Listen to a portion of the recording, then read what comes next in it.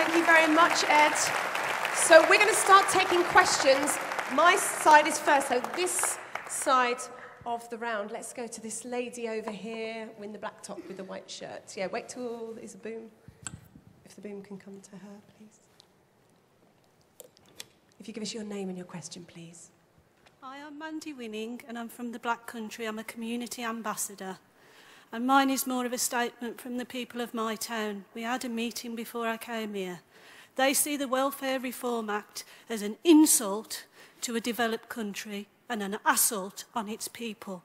And they ask you to challenge it, challenge it, challenge it. Thank you, Mandy.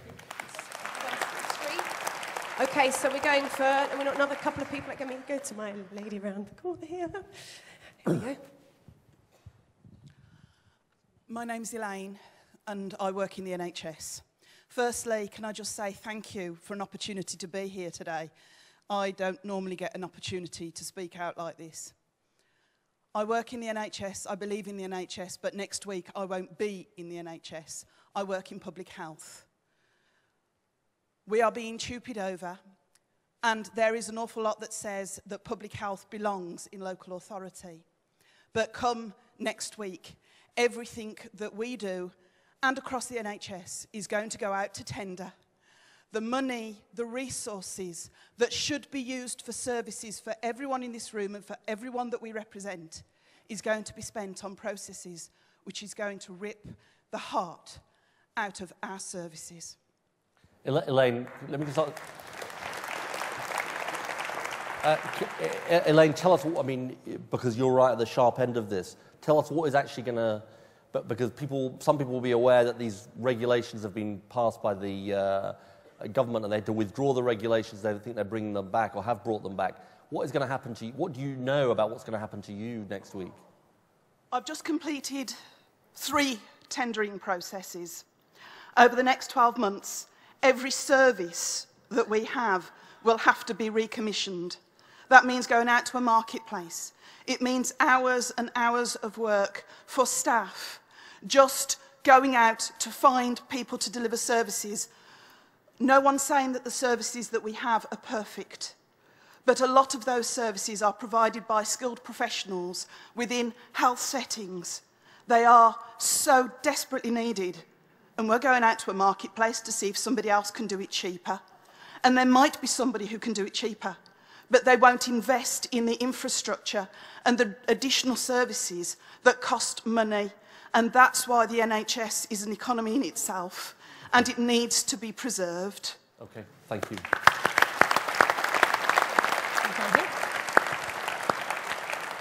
When Stephen Hall of Arbon, when you get Prime Minister, don't make the same mistake as Blair.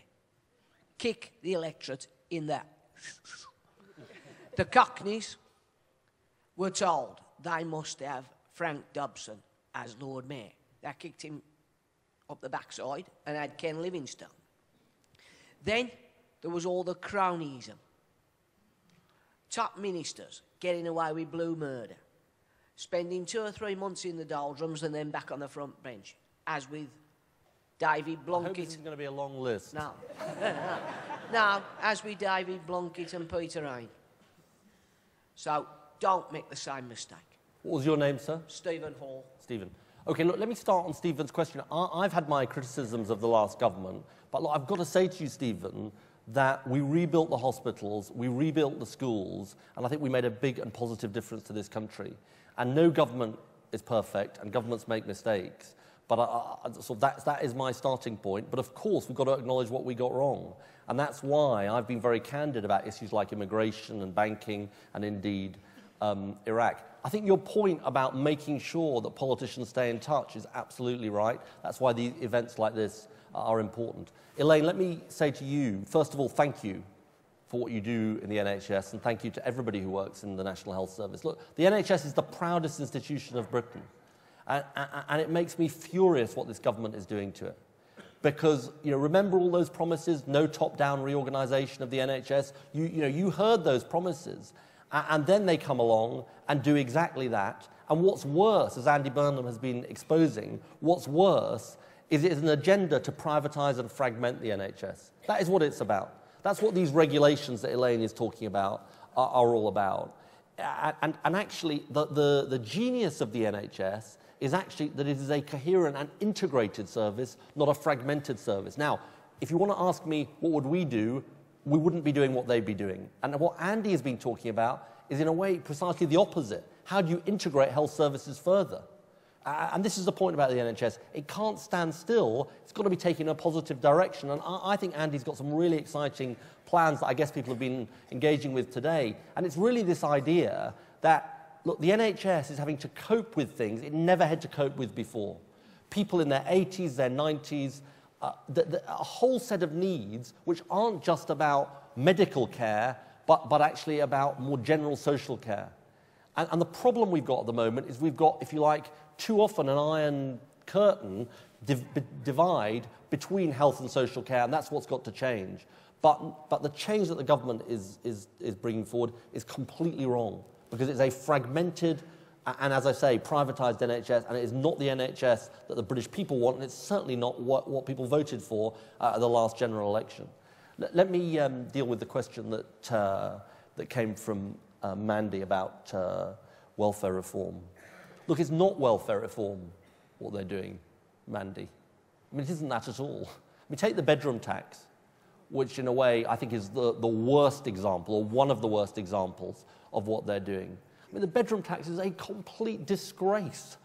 You know, it is 2/3 of the people hit by the bedroom tax are disabled people, people who have lived in their homes for year after year. I've had absolutely heartbreaking letters about what the bedroom tax is doing to people. I know Labour MPs in their constituency surgeries have also had heartbreaking cases on the bedroom tax, and we are absolutely against what they're doing. The way you've got to take the welfare state forward, it seems to me, is clear, which is, first of all, you've got to have compassion. Compassion is the foundation stone of the welfare state, at the same time as you have responsibility, and I think the two can be combined. When I say, let's give young people, every young person in the country, a job after a year, I think we can do that. Let's also say to those young people, you've got a responsibility to take up the job that's on offer. But what they are doing is totally wrong, and as I say, it isn't welfare reform at all. It's simply an agenda for cuts, which is hitting the poorest people in our society. Let's take another round, and I'm going to find... OK, here we are now. I'm going to start over here. Thank you. My name's Pat Thomas, and I'm a carer from Birmingham. And you've just spoke about the bedroom tax. My son was assessed as living in the community as independently as he can. And he has a 2-bedroom place, which isn't housed all the time by a care worker or ourselves. But you need support at certain times. And we was one of those vulnerable families that was put through the mill. Are you going to change the criteria if you get in 2015? Pat, what have you been told so far? Well, we've been let off the hook at this moment in time because he's got very severe disability and he gets a premium. So you're not going to have the bedroom tax? Not as we stand today, but it unsettles families and upsets people when you feel you've got to jump through another hoop to qualify for benefits, when obviously you've only got to look at us as a family. We're severely disabled. OK, well, thank you for your question, Pat. I'm sorry about the anxiety that you've been caused by this government. How to this gentleman over here? My name is Shamsul Arifin. I'm a chartered accountant based in Birmingham. This economic crisis was created by banks, and to a certain extent, they are contributing towards extending this crisis. Now, you mentioned about your policy of regional banks. What other specific policies you have to get the banks to lend money to small businesses? Good question, and I'll definitely answer it, sir. And would you take one more? Yep. So this gentleman over there, can we move him, please? Yep. Sorry. Big society has become a dirty concept in most quarters. What will Labour do to put back some value, dignity, and self-worth into the third sector? What's your name, sir? It's Ray Simmons from University of Birmingham Social Policy Society. And what do you do, Ray? social policy. I'm assuming social policy. Clues in the title. Clues in the title. Yes. What kind of issues do you work on, Ray? Homelessness, youth crime, poverty. So look, let me start with Ray's question. And the big society ends up being an excuse for government to just get out of the way and to say the third sector's got to pick up the pieces, basically. I mean, that's what it is. It's simply an agenda for saying, look, government's going to abdicate its responsibilities and we're just going to leave it to charities to pick up what's left.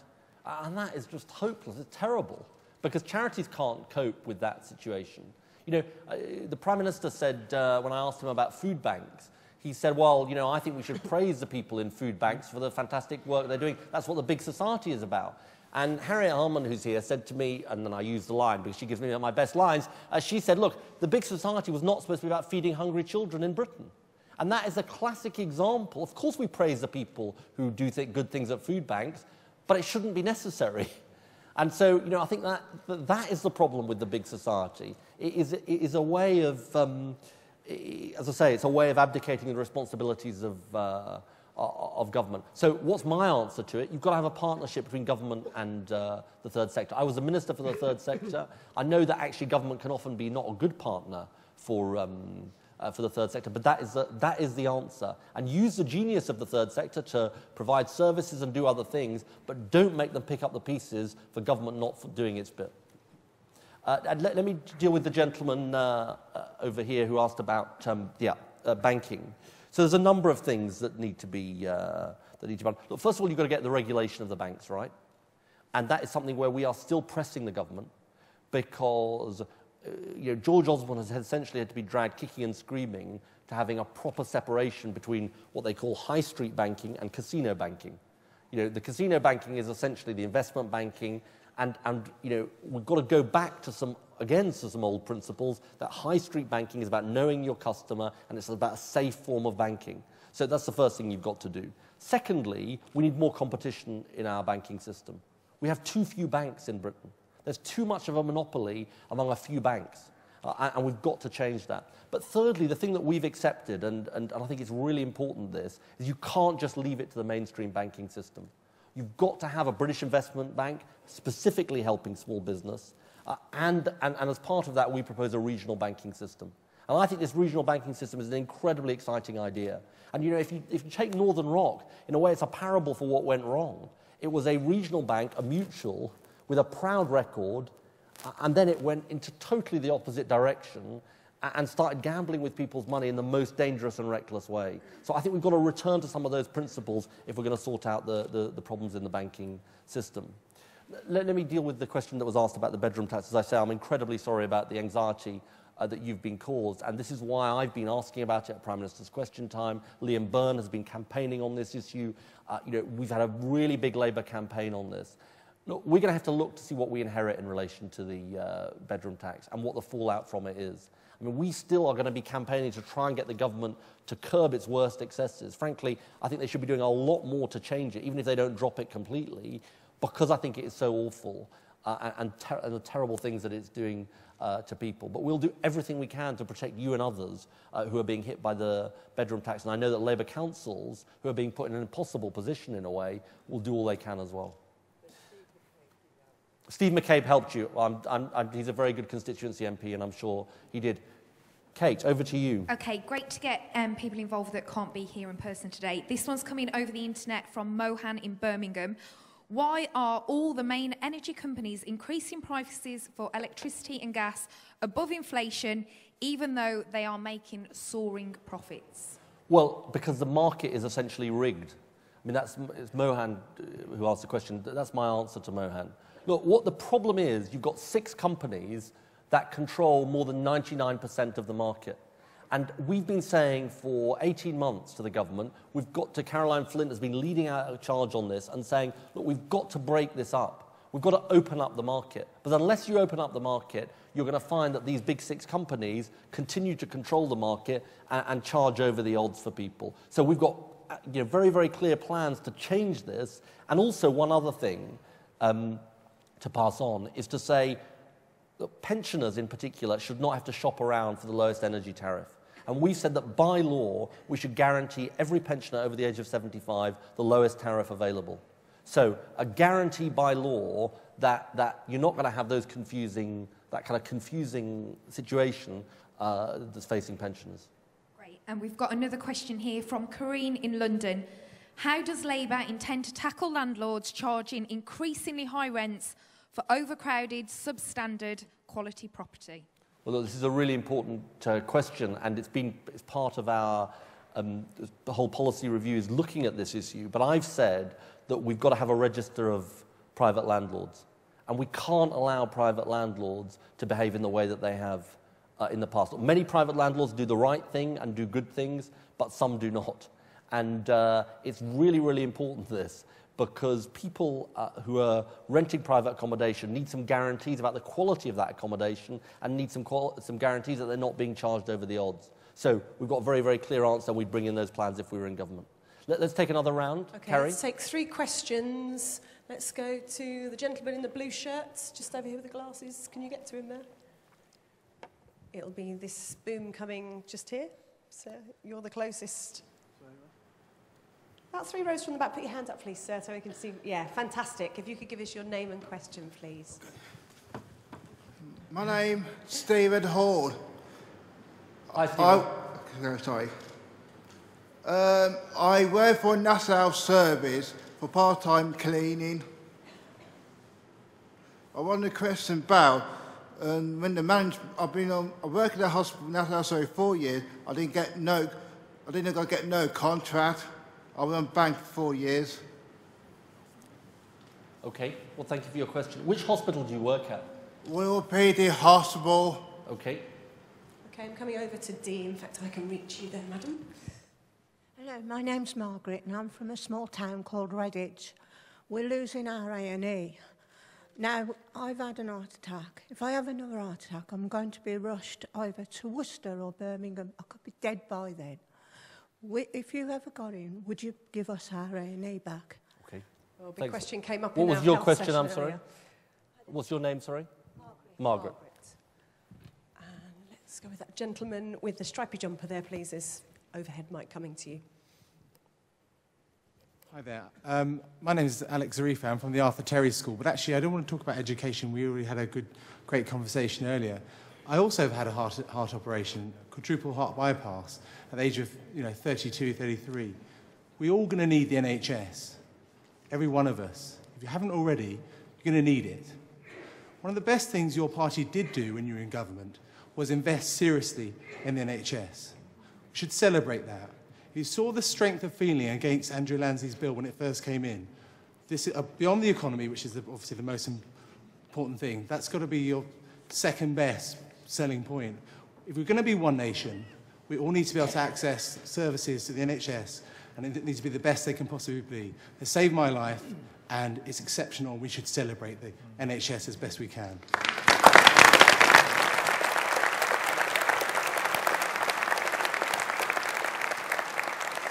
What was your name, sorry? My name's Alex. Alex. And is there anything particularly, what's your biggest anxiety about the NHS at the moment? Well, it's already mentioned, really. I was just reinforcing the point about this fragmentation, the slip slide process into making sure that not everyone has equity, not everyone's going to have equal access to services as a result of the proposed changes that have been sort of sneaking through, slowly dripping through. Okay. And we need to make sure that everyone has, the NHS is really the heartbeat of the nation. Totally right, Alex. Look, I totally endorse what you say, and the NHS is an incredibly important institution. And look, this is a point, is about learning from our time in government. I think we did great things for the NHS in government. I think this reorganisation that they are doing is terrible. I mean, it is turning the NHS upside down, as we heard earlier, and it is fragmenting and privatising it. I think all governments, this is something that Andy's talked about, all governments, I think, learn that, you've got to be incredibly careful about reorganisation. You've got to take people with you. And that's why when Andy set out his vision for the future of health and social care together, it's saying this is the vision, but how quickly we get there and how we do it It's something we've got to discuss with staff in the NHS, and we've got to take people with us. Margaret, you asked about the A&E in Redditch, and I'm obviously aware of the campaign on this, and I'm aware of the strength of feeling that there is. Look, I'm going to be straight with you about this. I can't make you a promise on this, because I've got to see what the situation is like when we get into government. And if I did make you a promise, and in a way this is the gamble I'm taking, what most opposition politicians do is they say, let me make Margaret that promise, and then I'll hope she never catches up with me when I get into government, because if she does, she'll say, well, have you kept that promise? I'm going to be straight with you. The most important thing about reorganisations of the health service, if they happen, and changes in services, is they've got to respect local people and they've got to be medically driven. They can't simply be driven by cost. And the problem about a lot of the changes we've seen is they are simply cost-driven, but we've got to see what we inherit. But as I say, I'm very, very aware, and something we've been campaigning on locally, about the strength of feeling there is in Redditch about this issue. And I understand, obviously, what you're saying to me about... Part-time hospital, 9 till 5. Yeah. And we used to have to travel everywhere when we had our children because, children are ill. We had to go everywhere trying to find a hospital to treat them. And then in the 80s, we finally got this hospital, which has been fine. I've had 5 operations in 6 months in there, and it was absolutely brilliant. But now we've got this government that we don't want doing all these things to us. Well, look, we'll do everything we can to protect the health service, including in Redditch. I want to deal with the gentleman's question at the back. Look, this is one of those, and this is why these events are important. We should definitely take up your case, sir, because I think we're all quite shocked to hear that you haven't had a proper contract for 4 years. It's something we'll make sure that we meet you afterwards, and we'll find if your local MP is here or a local councillor, and we'll look into your case for you and write to the NHS on your behalf. But thank you for raising the question. Let's take another round, David. Yes, I'd like some questions from this section here. My name's Jackie. What would be the first 2 things you'll do if you came into power? Okay. And let me move forward. Another young person. Thank you. Okay. We're old friends, and you've asked me a question earlier. Hi. Okay. If you get into power, will you protect the remaining grammar schools in the country and in Birmingham? Because they're not the problem to the education issues in our country. They are a solution because they will help bridge the gap between the rich and the poor. Okay. And I've got a gentleman just over here. Hi, Ed. Hi. My name is Gareth. I'm a local small business owner. What's your business, Gareth? It's a marketing business. I've just graduated and now run a marketing business, but I'm finding it increasingly hard to borrow money. Anyone who wants marketing, they should see Gareth afterwards, and we can help his business. Plug there. It's 5 Star Group, the company name. It's what did you say? No,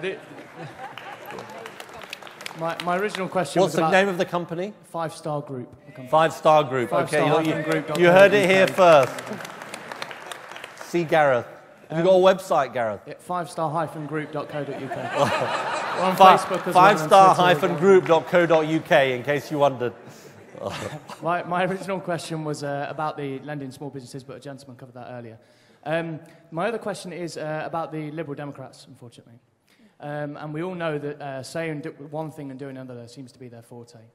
Ed Balls recently said on Andrew Marr that he would work with Vince Cable, he would work with some Liberal Democrats if the situation arose that it was a coalition government again. And coalitions seem to be a thing that are developing in Europe and in the UK and politics in general. What I'd like to know is how the implementation of one nation would change if you were working in partnership with them. Well, let me start with that. I mean, I think certainly this government is giving coalitions an extremely bad name because the way they seem to regard a coalition is it's basically an excuse for each side to break their promises.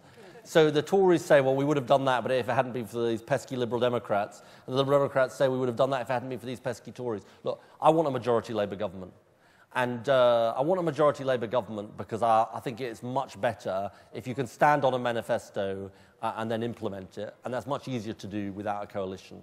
And that's what I'm working for. I think Ed Balls is right to say that, look, when there are issues where we've agreed with the Liberal Democrats in this Parliament, we work with them. like on the press issue around Leveson, like on the boundary changes issue. You know, we've worked with them. The terrible thing about the Liberal Democrats, and indeed about Vince Cable in particular, is he sort of spends a lot of time saying he's really unhappy with the government, and then he stays in it and votes with it. And I sort of slightly think, well, if he's unhappy, you know, that's not a great thing to do, really. So I think that the best thing for the country is a majority Labour government. You might expect me to say that, but that's what I believe. The lady who asked the question about Jackie asked the question about the first few priorities. Look, I'd say the biggest priority is around young people. I'm not just saying this because there are lots of young people here. I think you can judge a country and whether a country is succeeding and whether a country's got a proper future by whether it's helping its young people. And it is such a tragedy. Look, there are some problems in Britain that are going to take some time to turn around. You know, the banking system, restructuring the banking system, something Ed Balls and I spend a lot of time talking about, Chukramana as well. That is a big task. And it's not just a task for one term, it's a long-term task. But there are some things where I just think, actually, this could be done very quickly. We could get our young people back to work if we had the political will to do it. We don't need to have young people out of work for 1 year, 2 years, 3 years. So I think that's incredibly important. I think tackling the issue of living standards is really, really important because so many people in this country are really finding it incredibly hard to make ends meet. And you know, this is what's happening. You have no growth in the economy, and the problem is wages aren't rising. And look, we've not got a miracle cure for that, but if we got our economy growing and we started making the right decisions about living standards, then actually it could make a difference. The final, third priority I'd say to you, which is not the most fashionable maybe, is climate change. When I think about my kids and what they're going to care most about in 20 years' time, they're 2 and 3, so they don't ask me about climate change yet, but they will be saying to me, did you get it on climate change? Did you really get it? Did you actually try and do something about it, or did you say, well, that's just a bit too difficult, we're not going to tackle that issue at the moment? And by the way, you can have a successful economy and a green economy. The two actually go together, and that is very, very important. My friend who...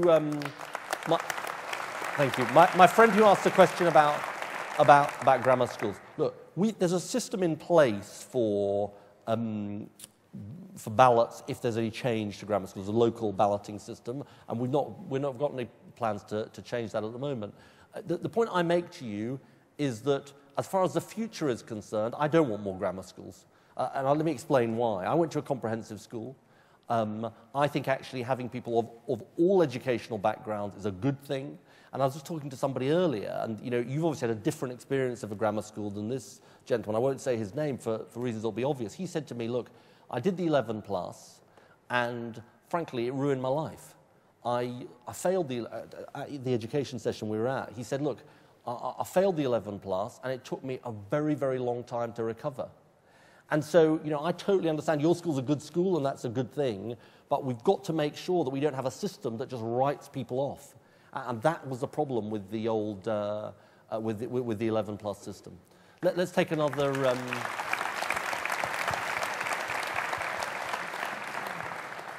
Thank you very much to Jeanette from Manchester for this question over the internet. You have touched on this a little, but she would like to know, will the Labour Party encourage a move to green investment for the environment?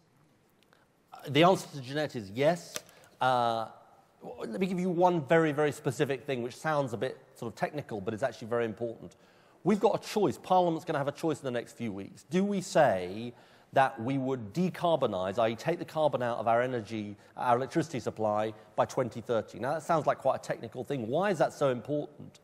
We're going to be voting for that idea, and we're hoping other people in the House of Commons will join us. Why is that so important? Because all of the companies that are trying to make the decisions about whether to invest in green investment are saying, look, unless you give us certainty about what your plans actually are, why would we decide to invest? And this government has been a total disaster. They promised to be the greenest government ever, and they've been a total disaster because, you know, one minute you've got one minister who's saying, I'm totally against wind turbines, and you've got another one who's saying, I'm totally in favour of wind turbines. What you need is absolute clarity about the position. So green investment is incredibly important. We've got plans for a green investment bank, which I think would help to have that green investment. And as I say, I think it is absolutely about respecting your environment, but having a successful economy as well. And another question online comes from Joe in Warwickshire, who asks, what would Labour do to stop the poorest in society needing to go to food banks? Different priorities. The answer to Joe is different priorities. Just take this issue of the millionaires' tax cut. I mean, I don't think people have fully woken up to what this actually means. In 2 weeks' time, if you're on £5 million a year, you're going to get a £250,000 tax cut. I mean, it is totally disgraceful. It's absolutely unbelievable at the same time as people are going to food banks in this country. Now, nobody's against people who are doing well for themselves and making money. But the idea that you want to be cutting taxes for them at the moment is frankly obscene. And so the answer to Joe is you've got to have the right priorities when it comes to taxation, when it comes to jobs, when it comes to a living wage. And you know, it is a sign of how bad this government's proposals are, particularly on welfare, that this is happening.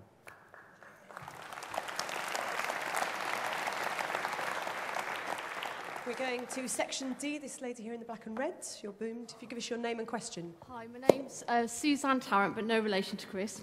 I bet you have to say that all the time, don't you?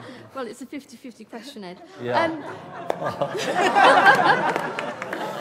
I'm going to phone a friend, Suzanne. Or ask the audience. Ask the audience, actually, yes. First of all, because of all the cuts that are happening, also with the A&E and hospitals and everything, I actually wrote to Liam Byrne at the Conservative headquarters, because my grandfather many years ago brought the hospital to Kidderminster with Sir David Steele for the paternity unit. Anyway, with me writing to Mr. Jeremy Hunt, yes.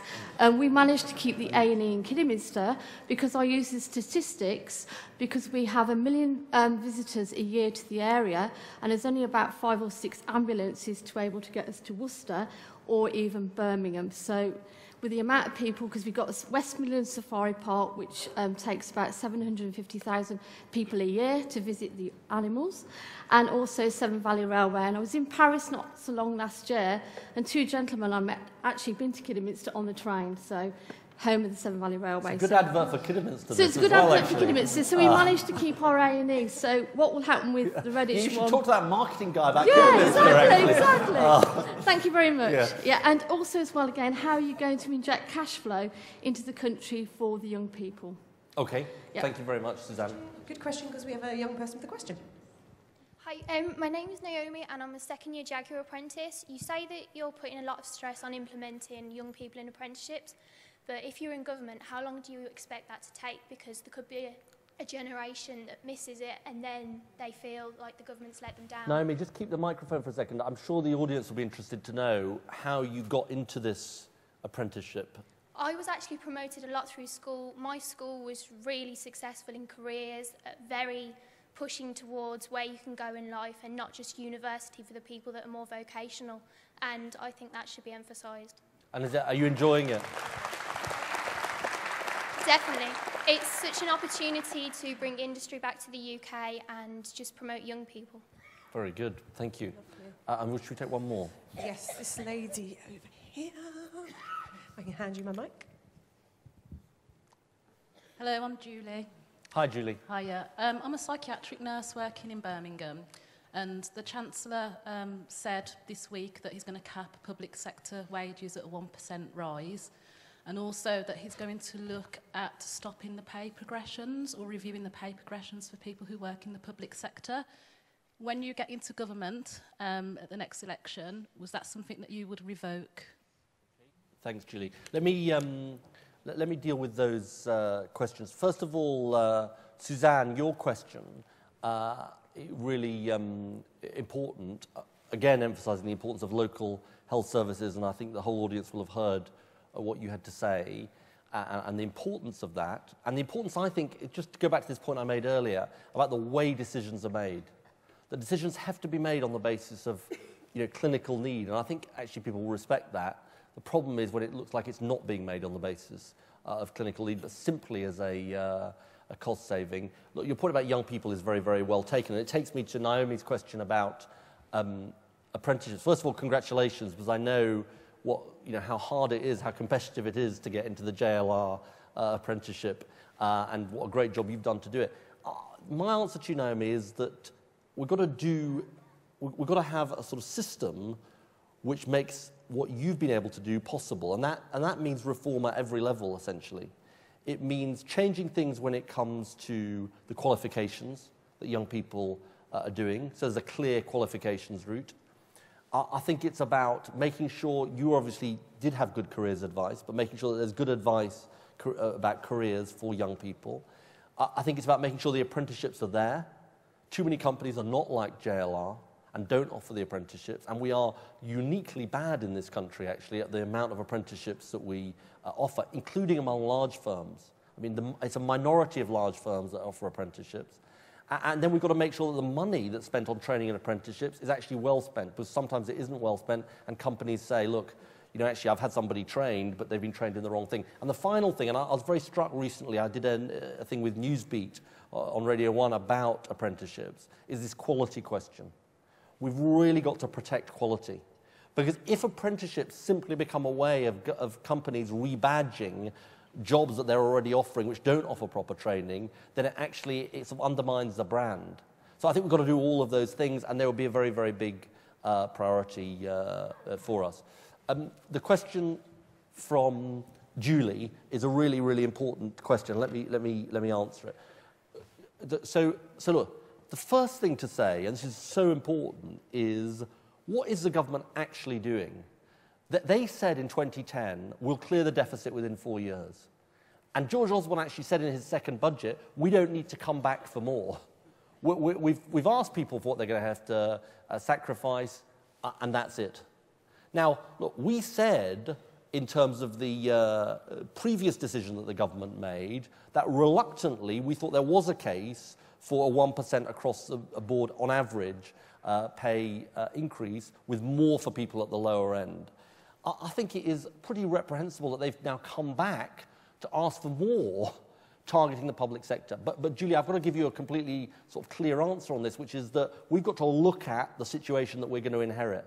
And just as I said earlier to Margaret, you know, we've got to look at the situation. That's what Ed Balls and I will be doing, is saying, look, what do the books look like? What's affordable, what isn't affordable, and what are the priorities? And so when it comes to the election, we'll be setting out what we can and can't afford. But I mean, I do say that the government is just deciding to sort of inflict more and more pain because they think somehow public sector workers are a soft target, and I think it's very, very unfair what they're doing.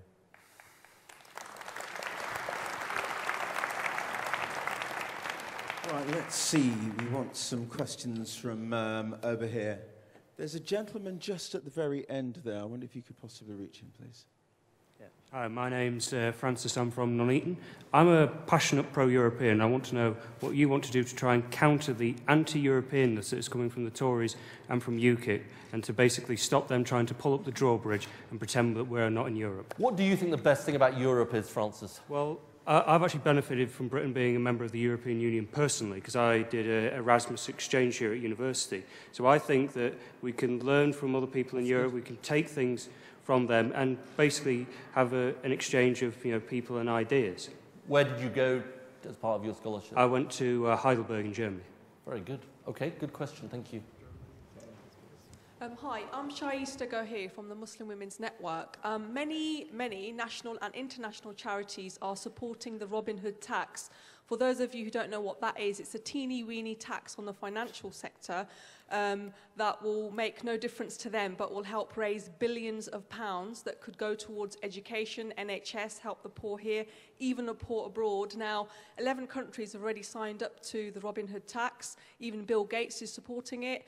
However, the government won't sign up to it. So if you became Prime Minister, Mr. Miliband, would you sign up to the Robin Hood tax? Okay, thank you. Good question. Now let's come to this section over here. There's a gentleman at the very end with his hand up. Could you stand, sir, and give us your name and ask your question? Yeah. Yep, you. Right, yeah. My name is Clive Fraser. What I'd like to observe is that the government has been busy dismantling the equalities agenda. However, in my view, it has only been validating what has been going on for a long time. In particular, the fact that the judiciary has actually never implemented equality law in relation to gender, particularly race, etc. And I'd like to know what the Labour government is going to do when it gets back into power in 2015 about what Clive, is de facto. when you say, sorry to interrupt, when you say the judiciary has never implemented it, do you mean that the judges are sort of unbalanced in terms of who they are, or the way that they pass sentences? Well, clearly they're not balanced in terms of the composition, but if you actually look at the statistics, for example, that comes out of the Employment Tribunal, what you will see is that it's virtually impossible to get a verdict of race discrimination, particularly against an important person. It's virtually impossible to get a verdict of religious discrimination, etc. Okay. So de facto, the law that exists has never really been implemented in those areas. Okay, good. So look, that's really good. There's a lady in red who's got her hand up. Can I break the rules and come to the lady in red? You see, wearing red gives you definite advantages. My name is Miss Amelia Howell, and I have been subjected to racism, humiliation, degradation, and maliciousness because of the structure of choice of work that I have chosen within this system. Now, there's other issues. When Maggie Thatcher privatized everything, I want to know, why don't the government take back the privatization of the gas, the water, the electricity, the transport? Can you please take it back into your control so we can start living again and start not just existing, but start living as human beings, because it's a violation of our human rights. Okay, thank you, Amelia. Okay, I'll try and skip through them quickly because I want to get as many in as possible. So Francis on Europe, yes, you're right. Look, our future lies within the European Union. And it lies within the European Union economically, because I think actually, you know, the idea that we withdraw from a market of 500 million people, I think would be absolutely crazy for Britain. I think it lies in the European Union strategically, because when it comes to issues from climate change to foreign policy, we have more influence within the European Union than outside. But I also think it lies within the European Union for the reasons that you, in a way, implicitly mentioned, which is, we want to be an outward-looking country. We don't want to be a country that cuts ourselves off from the world. And I think that part of the problem is that the sort of Tory agenda around Europe is a sort of let's cut ourselves off from the world agenda. And that isn't good for Britain. And I don't think that will help us. And I think that's what we've got to understand. Now, one other thing to say, you said, you know, make the pro-European case. I think we should make the pro-Britain being in Europe case, but I think we've got to recognise where Europe isn't working. Because look, there are 20-something million people unemployed across Europe, 5 or 6 million people in young people unemployed. I think this business with Cyprus, where, you know, I don't know exactly whose fault it was, but they tried to impose on Cyprus a system which would involve, you know, ordinary people's savings being taken away. You know, I don't think that's the kind of right approach. So, you know, we don't think that austerity is working in Europe. You need a different approach, but that doesn't mean you should get out of Europe. You should stay in Europe and actually fight for the right approach. And I think things like, by the way, the Erasmus scheme are good at sort of helping people to understand and helping through cultural dialogue with other countries in Europe. The question that was asked about the Robin Hood tax, the answer is yes, we're supporters of the Robin Hood tax. We think it's got to be implemented in every major financial centre. And look, this is really important, because what the government has done is basically said, we don't really want this tax, and we're not going to do anything to work with America and other countries to try and make it happen. But for it to work, it's got to happen in the other financial centres, because otherwise the companies will just say, well, we'll go over there where we won't face the tax. So Ed Balls and I have both committed to saying we will work with our international allies to try and get the financial transactions tax, or what's called the Robin Hood tax, in place. And I think it will be a good thing for our economy, and I think it will be a good thing for our society as well.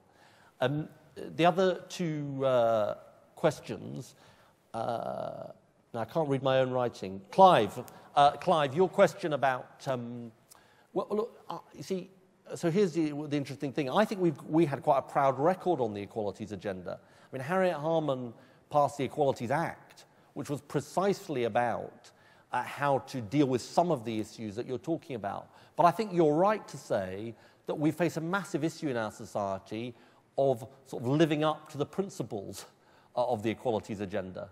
We face it in relation to, for example, this is something Yvette Cooper, the Shadow Home Secretary, has talked about, stop and search in relation to policing, which has been a big issue for many communities. But we face it much, much more generally in terms of representation in our society. Look, the Labour Party faces it too.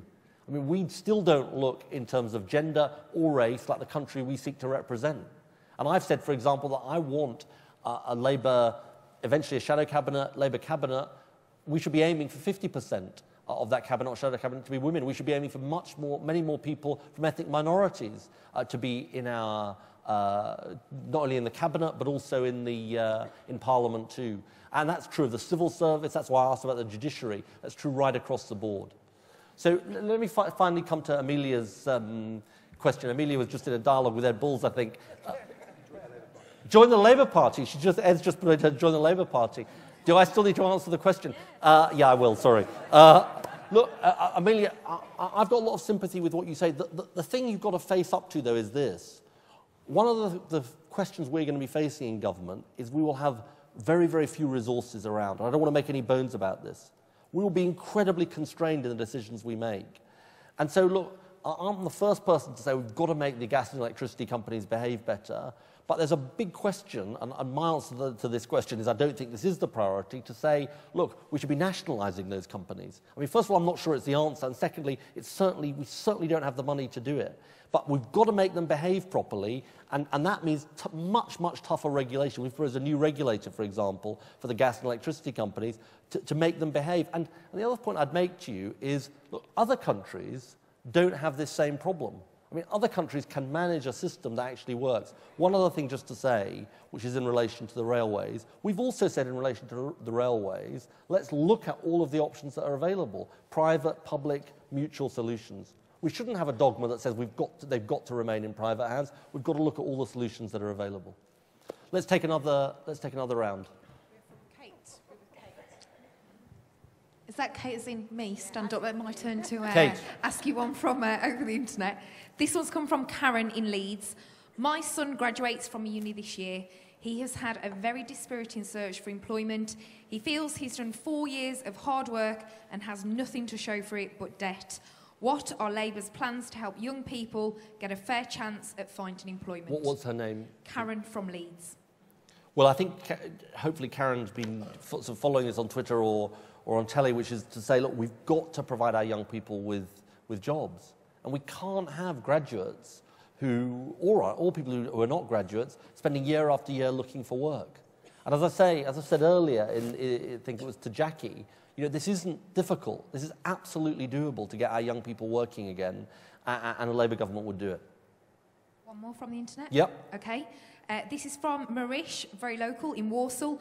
Do you support the idea of 16-year-olds being able to vote? Yes, I do.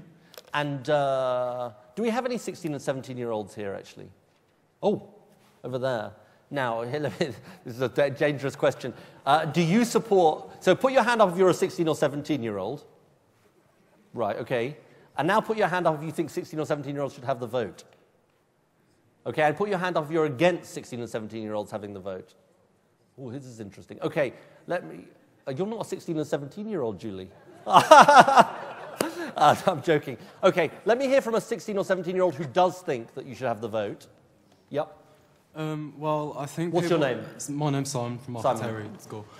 Basically, I think people should be able to vote to a certain extent, but they should be aware of what all the different parties are for and against, and they should know the difference. So proper education. Yeah, definitely. Proper education for young people. Okay, now let me go to a 16 or 17-year-old who doesn't think, yep, this lady in the middle. We'll get you a microphone. I'm Nicola, and I think that we shouldn't be able to vote until there's been, like he said, until there's been proper education at both primary and secondary level, because a lot of us are unaware. Well, if I can, I agree with both of you. I think classic politicians' answer. I think 16 and 17-year-olds should have the vote. We're actually consulting on this at the moment. The reason I think this is because I think there are lots and lots of issues that really affect 16 and 17-year-olds, and I think politicians and governments would be much less likely to make decisions not in your interests and at least take you seriously if you had the vote. Take the obvious example, the educational maintenance allowance.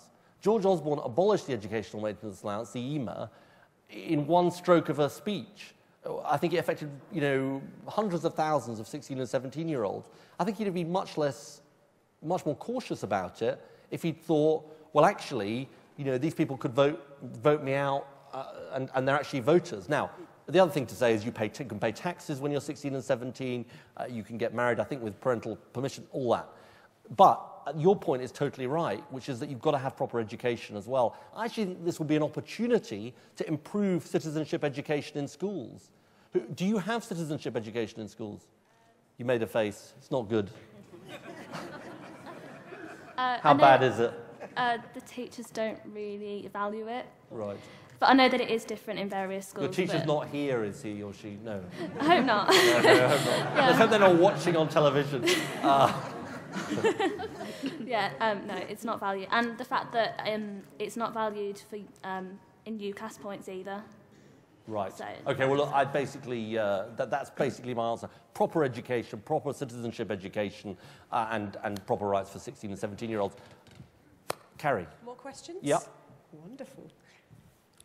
Now, there are people making rude faces at me saying we've got to stop, but I'm going to ignore them for the moment So and carry on. My name is Steve. Hi, Steve. Disability living allowance helps millions of people to work hard, but when you're disabled, it's hard work just to stay alive. And yet we're replacing it with personal independence payments, which is going to pull the rug from millions of people. Will you commit to avoiding the train crash, avoid the mistakes that were made with the work capability assessment, and scrap personal independence payments and keep DLA? Do you know yet, Steve, how you're going to be affected by these changes? I'm likely to be severely affected because the government has drastically reduced the limits on the ability to walk, and now, since I can walk 20 metres, but I can't walk 50, I'm likely to lose all of my support. I will lose my car and I will be trapped in my home. Do you have is it a Motability? I have a Motability car, yes. Because I was talking to Jeffrey Sterling, actually, who's the head of Motability, about this, because we were doing an event in my constituency around this, and I gather there is a big problem coming down the track on this, isn't there? When is that going to affect you? It will probably affect me in 2015 when my DLA expires, but it's affecting some people starting this year. Okay, well, I'll try and give you an answer to your question. Okay, let's go over here. Let's get to you on the end. Hello, good afternoon. We met earlier too, we didn't did. we? We're Yeah. not friends quite yet. Yeah, okay. You should have stopped before. No pressure, no pressure. My name is Shabana Parvez. I'm a humanities teacher at a local comprehensive girls' school in Birmingham.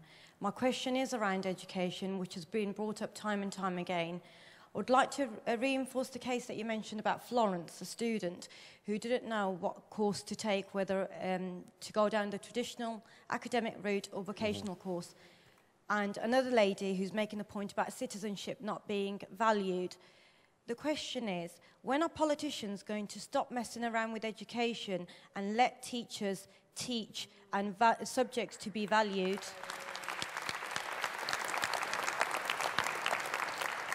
The shadow education secretary was applauding you, so I think that's probably a good sign. Because Labour, when Tony Blair came in 1997, he said education, education, education. Labour has done some fantastic things for people in education, only for the Conservatives to come and strip it all away. Subjects, traditional academic subjects like religion, to be marginalised. The diploma in engineering, for example, to be brought in by Labour and to be scrapped out. Therefore, young people do not know what to do. It's not just the case that teachers don't know what advice to give. It's because politicians can't stop playing around. Okay, good question. And sorry. Yeah, where do you want to go? No, you decide. I was going to say, can we hear from Florence? I've heard her name a couple of times. Where are you? I'm sorry, my love. Right, sorry, hang on, Florence, you've said what you've got to say, Florence. We're coming over here because they're being right proper moany. Right, man in the red tie. My name's Matthew Russell. I'm a student at Coventry University. What are you studying, Matthew? I'm studying international relations. Excellent. With a view to hopefully having your job in the future. Oh, wow.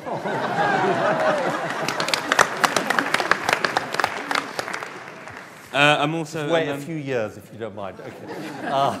I'll give you a bit of time. Thanks.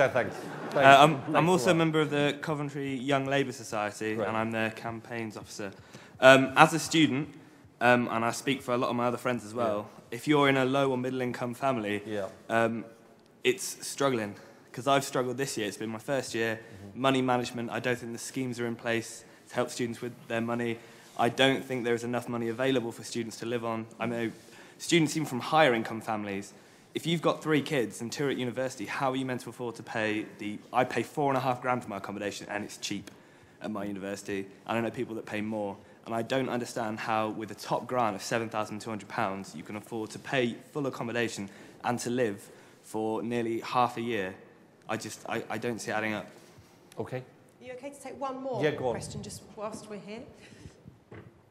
Hello, I'm Pauline Gagan. I run something in Birmingham called Politics in Brum, which is about getting people together to make conversational politics and make it real. So it's great that people are here today. Excellent. But the point I wanted to make is very small but very crucial. Big changes to welfare reform. Just one thing I want to flag up. Crisis loans.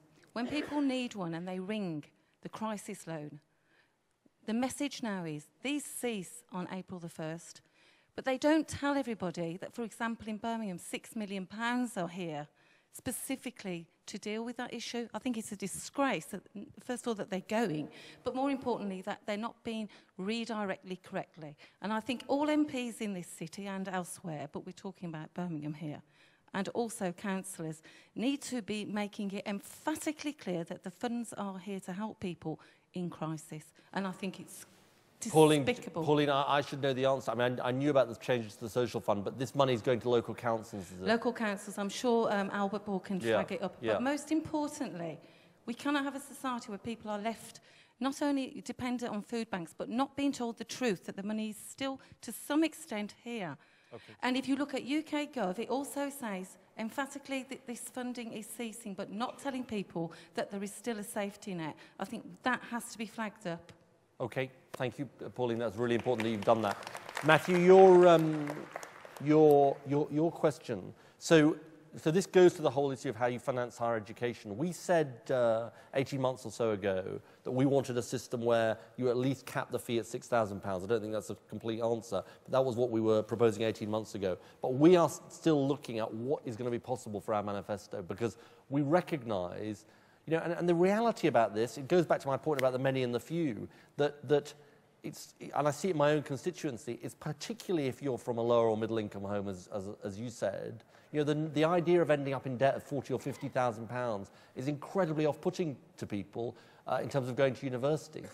And it's a massive problem for our country, and massively holds back the potential that we need and the talent that we need. So it's absolutely something, I mean, you're right to flag it up, and it's absolutely something that we're looking at, and I would encourage you in your quest to get my job. The lady who asked the question about qualifications, look, I'm not totally going to sort of say go into a big defence of politics here, because I'm certainly not going to defend Michael Gove. Well, I'm not going to defend Michael Gove at all, in fact.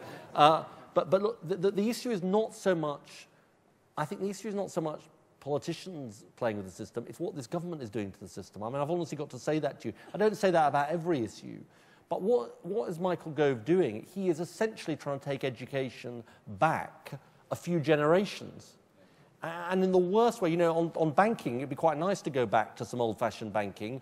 On education, I don't think we want to return to a system. So first of all, he tried to have a system like the one I did when I was at school, where you had O-levels for people who were more academic, and CSEs, a second-class qualification for people who weren't. So that was one proposal. Now he's sort of semi-dropped that proposal. Secondly, he's trying to squeeze creativity out of the curriculum. So all of the art subjects and other subjects are being taken out of his core curriculum. And thirdly, he has got total disrespect for vocational qualifications, work experience, and all the things that actually really matter and can set people on the right path. And your engineering diploma is a really interesting example. Some people may not know about this. That was something that Ed Balls brought in when he was the Children's Secretary. It was respected by employers. It was a successful thing, and Michael Gove got rid of it. So, I think that he has been tinkering with the system. What Stephen Twigg, the Shadow Education Secretary, and I want to do is let's move. We've set a clear direction of travel. You want to come back in? Come back in a sec. We want to set a clear direction of travel, and we have set a clear direction of travel about the 50% of young people who aren't going to university and about their qualifications. And let's get the detail right. I'm hoping you're going to come back in and say that we're now friends, but. we can become friends. Oh, good, excellent. Oh. The reason why I say politicians are playing around with education is because you've got certain subjects that you will prioritise or you'll bring in, or what's happening, however, is that the Conservatives come in, scrap your policies, and you'll come back, introduce new policies, and then Conservatives would perhaps come back and introduce new policies. I know, as a result, however, as a teacher, teaching morale is at an all-time low, to the point that people are training and then leaving. Can you imagine the effect that's going to have on young people? It's funny, on this one, the general point you make, I think, is right, about governments coming in and saying, let's scrap what the last government did. But on this specific point, I actually think we did quite a good job on education. And I think this government, and I think this government is totally messing it up. So, we're not, I don't really want to leave in place what they've done, because if it doesn't work and if it's the wrong thing. So, look, the general point you make is right, which is that teachers' morale, teachers do an incredible job. The vast majority of teachers do a great job every day. And you've got an education secretary who seems to want to run them down, basically. And that is totally wrong and outrageous. So we've got to value teaching. I think we did that in government. And we've also got to make sure that we have teaching that works for all kids. And that's what we'll try and do. Just on the question, the important question that I was asked about PIP and DLA. Look, candid with you. We weren't against the idea of looking at the DLA test and looking at the way it was done and making sure it was done in the right way. I think there are real concerns about personal independence payments and the way they're going to work. And that is something that Liam and I are both concerned about and are both working on, because if you're going to change the system, particularly for people with disabilities, you've got to get the system right. And you can't have people who need help being cut off from the help that they get. And, Motability, I was just happen to know a bit about this because of the thing I did the other week. Motability has been a liberation for lots and lots of disabled people in this country. And I think it's a real problem if lots of disabled people are going to have that help taken away from them. Right, I'm happy to do another round. That's fantastic, thank you. We're going to draw this to a close very quickly. We've got 3 quick questions. We're going to start with the lady in the light blue. The left is feeling discriminated against over here. But hold on, you had a question the round before last. Only one. Okay, make it quick. Go ahead. I'm a school teacher. I teach citizenship and drama. Excellent. Fantastic. We've got some young people here who need... You're not their teacher, are you? No, sir. No, phew, that's good. Do you recognise the problems in education? The whole structure has been changed. The Ofsted criteria has been changed. The old generations, the old teachers have been slashed. They've been bullied and forced out of education. And newly recruited teachers are not being able to change for better, to change our children, to change education. I think it's a big concern. I left the school for those reasons. You've left? Yes, I teach in Molesley School. I trained as a newly qualified teacher. I've been there 8 years, and I've been bullied, discriminated, and the whole structure, it's the group of senior management, they gang up on teachers, and they get rid of them, and they call them old-fashioned teachers. The newly qualified teachers, they haven't got the backbone to make the changes that they want to be implemented. Okay, what's your name, sir? Mirsad Solakovic. Okay, thank you for your question. Hello. I'm Jacqueline Denny, a long life Labour voter. And okay. I just noticed today that we haven't mentioned social care for the elderly and the new policies that are coming up. I'm not at all happy with this 72,000 that they've said they're going to do, because In the end, it's going to lead to people without housing and people with housing. It's going to be a different system for each person. I would like to see a national health scheme started so that when you start work, you contribute. Because this problem isn't going to go away with us baby boomers. It's going to go on forever. We're always going to need care for the elderly. Until I lost my mother, I didn't realise just how complicated and how upsetting it is when you're trying to get the best for your parents. And this is going to happen to my generation now, the baby boomers. I'd like to see people contributing from the word go, like we do with the National Health. For us who haven't had the chance to do that, it's fair enough to say, out of our inheritance or whatever money we've got, that we contribute to get it kick-started. And I'd really like to see you do that. Okay. Because I really believe that's the answer for care for the elderly. Okay, thanks, Jacqueline. And there's a gentleman over here who's been jumping up and down every time I've had the mic, so I'm going to give you an opportunity to ask a question. Thank you. My name is Joy. So I have the observation that a few years was in Labour Party, was in good policy, has been really was in people was very happy. So recently is especially the spouse visa, the 18,600 something lies in wages. So most of the people can't affordable is the spouse visa. What do you think about and what is your policy? Is this affecting you personally or people you know or? Has the new law is it? It's going to be affecting people you know, is it? Yeah, not for me, my friend, somebody else. Okay. Now, there's also a young man. Can I abuse my privileged position and get this young man over here? Mr. Miller. What's your name? I'm Adam. Adam. How old are you, Adam? 13. Great. Good that you're here. Why I'm not proposing you get the vote yet, but in 3 years' time. Why do you think the Labour Party lost the last general election? And what do you intend to do to regain power in 2015? That's a good question, Adam. Let me...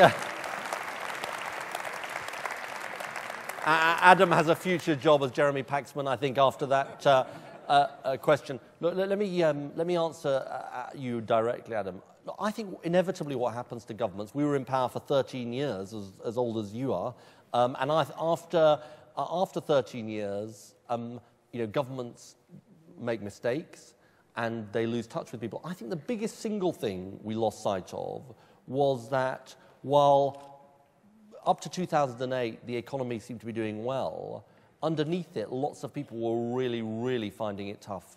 This is a squeeze on living standards that I'm talking about. And actually, it's really hard to do something about that, but I think that's one of the reasons why we lost people. What do we do to put it right? You put yourself where Labour should always be, which is on people's side. And on the side of the majority. And that's why, so for example, on the 10p tax rate, we abolished the 10 pence tax rate. And people say, well, why are you talking about the 10 pence tax rate? Because we made a mistake. And that's why Ed Balls and I have said we want to bring it back. Because I think it's about saying, look, we got it wrong. And I've got a very simple view about this. There are oppositions who say, well, actually, we only got kicked out of power because we got our presentation wrong or because the electorate got it wrong. And that is a surefire bet to staying out of power. Or you say, actually, we face up to what we got wrong, and then we move forward for the country. But the last thing I'd say to you is, I think this government has shown why, how they've kind of lost sight of any ideas for the future of the country in only 3 years. And I think it is extraordinary. I think they have, they've got a failing economic plan, and they're just persisting with it. And I think we need a different direction. And I think that's what we offer. Let me deal with Jacqueline's question about social care. We're asking people what they think, their views on this, because it's an incredibly big problem, and it's a big problem that Andy Burnham has talked about a lot, and it is a problem that we've got to tackle. And you're right. The thing for people who don't know that Jacqueline was talking about is that there was an independent report that the government commissioned about social care, and it came forward with some recommendations. The government have essentially ignored their recommendations. They've sort of done kind of half-implemented their recommendations, but in such a way that it's not really going to tackle the problem, is it, Jacqueline? So, look, we've just got to look at what we can do, and we've got to look at all the options on the table. And, you've mentioned an option. There are other options that people have put forward. But I think it starts from this point that health and social care can no longer be seen as two separate services. you know, that in the world we're in, with a growing elderly population, which is a good thing, to see them as two separate services is not the answer. You've got to see them as one. So Jacqueline's saying, she didn't have a microphone, that, you know, she's now has faced the issue in relation to her mother, which lots and lots of people are facing in relation to their own relatives, and it's a massive problem around, you know, every kitchen table in Britain. So you're totally right to flag it up, and it's big. It's high on our priority list. The gentleman who asked the question about the 18,500 cap, this is a difficult issue. We had said to the government we should look at the idea of a bond for people who are wanting to come into the country. The basic point behind this is, if people are wanting to join their spouses, then they shouldn't be a burden on the public purse, and that's the intention. And actually, we had some proposals already in place when we were in government to try and make that happen. Yvette Cooper, our Shadow Home Secretary, said, look, the government should be looking at the idea of a bond, which is maybe a more flexible way of doing it. But again, this is something we'll look at in our policy review, because we do understand that there are the concerns people have about it. On the question that was asked by my friend up there, look, in a way, partly yours sounds like a specific case, so let's take your details down afterwards and let's see whether there's an MP or a councillor or somebody that you can talk to, because I think yours is a very specific issue. The general point you make, that teachers, newly qualified teachers, need to be valued, is absolutely right. And I think, look, it's the most important job, in a way, in the country, teaching our young people. If you go to Finland, for example, it is seen as the most important job in the country. And that's one of the reasons the Finnish education system is so successful. So we've got to give teaching the status it deserves, and that's true generally, nationally. It's also true in each school in the country as well. Ed, can I ask Kate? you another Yes. one from Twitter or over the internet? This is from Jack in Porthcawl. If Labour win the next general election, what would your policy on immigration be? Okay, that's a broad question from Jack. There's three things that I would say to Jack. First of all, I think, and we see this in Birmingham, we see this in this audience, multi-ethnic, diverse Britain is a good thing. And that's got to be the starting point for the way we think about our country. I think we are a richer country economically, culturally, socially, as a result of that. But the second thing I'd say to Jack is we've got to make immigration work not just for some, but for everybody in the country. And it's really important to understand the concerns people have on this issue. Now, how do we tackle those concerns? First of all, we've got to make sure that when people come into Britain, they integrate and become part of our society. That's why learning English is really important. Secondly, we've got to make sure that when people come here, you don't find that they're being paid less than the minimum wage, being exploited by employers, and other people's terms and conditions are being undermined. And thirdly, you've got to make sure that you get the pace of change right.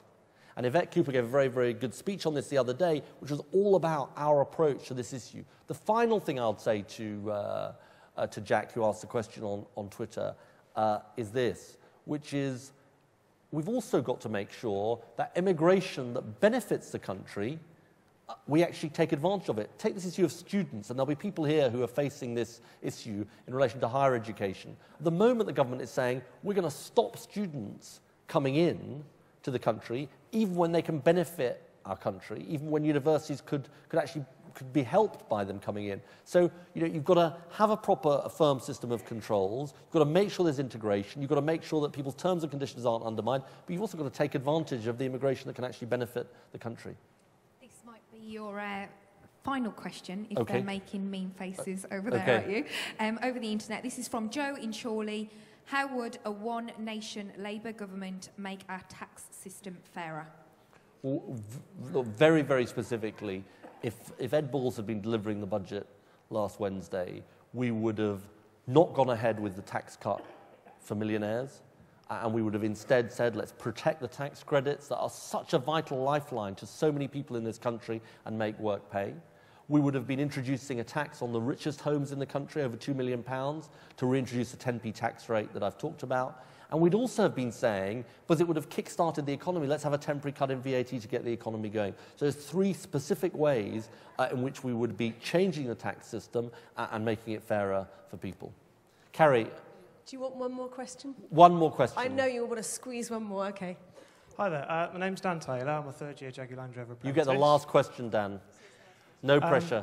I'm very proud to say that throughout my whole life, short that may be, I've worked very hard to get where I am. I've aimed for really good grades in primary school, secondary school, and despite being warned off of it by my careers advisors at school, I pushed for an apprenticeship, got on it, and now because of that I've got a career. I'm pushing to get a very good career, but I'm not proud to say that despite all my hard work, I'm finding it very hard to be able to afford a house. I'm looking at moving out soon. But if I was to go get someone knocked up tonight, I could have a house in 9 months. Well put.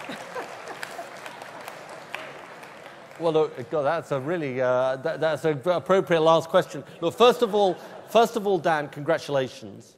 I mean, look, just go back to the keeping the knocked up business aside. Just go back to the thing about your school. I mean, just because I saw Harriet shaking her head when you said this. I mean, your school said don't go for an apprenticeship, did it? Yes, it was still just picking back up when it first came back in 2009. I saw Jag Land Rover offering a career out in a local event, and I just walked over and said, "What's this for? Can someone young apply?" And they talked to me about apprenticeship. They said I could go to college, university, I could do everything for free, was getting paid for it. And I was like, why didn't anybody offer me this at school? So I went back to school and they said, oh, don't bother with that. That's old technology. Come to sixth form, go through university. And I just ignored them, basically. Well, very good. Well, a round of applause for Dan for what he's doing. Look, that is a good place to end, because let me deal with the housing issue and then come to your other issue. Look, on the housing issue, the answer is we've got to build more homes.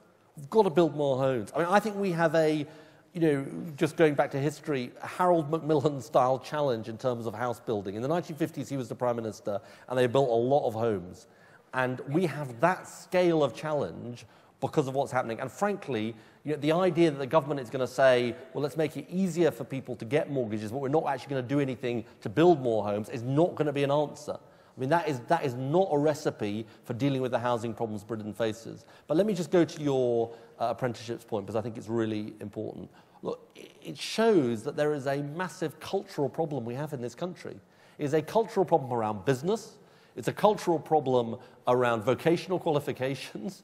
It's a cultural problem, and it's a snobbery, frankly, which says, well, university was always, you should go to university straight away, and vocational qualifications are just old hat, and manufacturing is old hat. Now, Jaguar Land Rover is proving that wrong, but look, I, as Prime Minister, I will be a champion of saying we've got to celebrate our great businesses, and we've got to celebrate vocational qualifications, and we've got to end the snobbery. We've got to end the snobbery, because not just because I think it's a good thing for you, but because it's absolutely essential for the country. The country cannot afford a situation where we say, well, you can either have a qualification and a good job if you go to university, or there's that other stuff as well. I mean, that is terrible for the country, and it's no wonder that we are struggling as a country. So, Dan, congratulations to you on what you're doing. You're an absolutely shining and fantastic example of what great apprenticeships and a great company can do.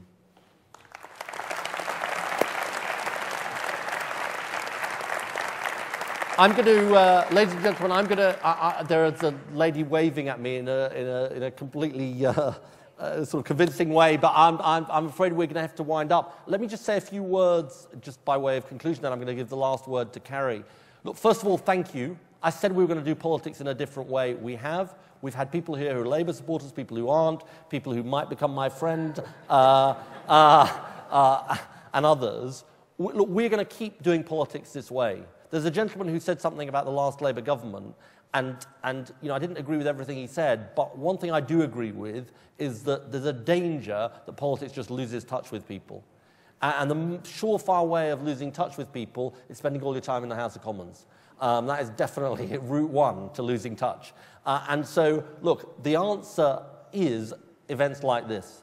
But events like this wouldn't be possible if you weren't willing to battle through the snow and the wind and the terrible conditions to come here and be with us today. So, look, my last word is to thank you for all coming today. We're going to keep doing events like this. And most importantly of all, really, this country, I go back to where I started, this country can achieve great things because of its people. We've just got to make it happen and have a government that will make it happen. That's the government we aspire to be. We aspire to do it with you. Thank you very much for being here.